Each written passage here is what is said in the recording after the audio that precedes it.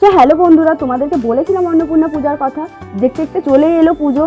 আজ আমরা যাব ঠাকুর আনতে। আগের দিন একটা ভিডিওতে তোমাদেরকে দেখিয়েছিলাম মা কতদূর তৈরি হয়েছে।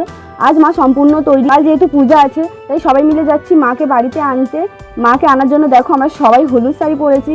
হলুদ শাড়ি পরে আমাদের সবাইকে কেমন লাগছে অবশ্যই জানি। তোমরা দেখো ছেলেদের গাড়ি মেয়েদের গাড়ি সব আলাদা করা হয়েছে। আবার মায়ের আসার জন্য মায়ের গাড়িও আলাদা করা হয়েছে, বাজনাও করা হয়েছিল। যাওয়ার সময় নাচাটা ঠিক হয়নি, কারণ মায়ের বাড়িতে আনার একটা সময় ছিল আর আমাদের গাড়িতে একটু প্রবলেম হয়েছিল, যার কারণে বাজনার গাড়ি আগে বেরিয়ে গেছি। কারণ বাজনা বাজিয়ে মাকে তো গাড়িতে তুলতেই হবে। অবশেষে আমাদের গাড়িও ঠিক করিয়ে আমরাও পৌঁছে গেলাম। এবার আমি তোমাদেরকে দেখাবো মায়ের রূপ। আগে ভিডিওতে মাটির কাজ দেখিয়েছিলাম, এবার মাকে দেখে বলো তো যে কেমন লাগছে। বাবাকেও বলো। এখন তাও গয়না পরানো হয়নি, গহনা পরানোর পরে আমি তোমাদেরকে অবশ্যই দেখাবো আবার রূপ। মাকে দেখে আমরা বাইরের দিকে এসে দেখলাম যেখানে পেপসি দোকান বসে, যা গরম হচ্ছিল না, তাই আমরা সবাই একটা করে পেপসি খেয়ে নিলাম। পেপসি খেতে খেতে দেখলাম মাকে সবাই মিলে গাড়িতে তুলছে। এই যে মন্দিরগুলো দেখছো, এই মন্দিরগুলোর নাম হলো দ্বাদশ মন্দির।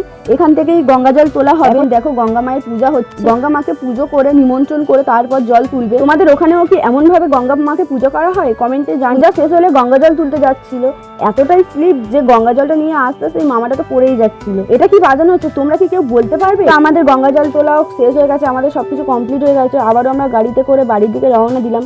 এবার সবার নাচটা শুধু একবার দেখো। নাচতে নাচতে বাড়িতে বাড়িতে আসার পরে মাকে বরণ করে ঘরে তোলা হচ্ছিল। এরপর পুজোর ভিডিও তোমাদের সাথে শেয়ার করব। তো আজ ভিডিওটা এই পর্যন্ত। কেমন লাগলো অবশ্যই জানিও। ভালো লাগলে লাইক, চ্যানেল সাবস্ক্রাইব করে দিও। টাটা।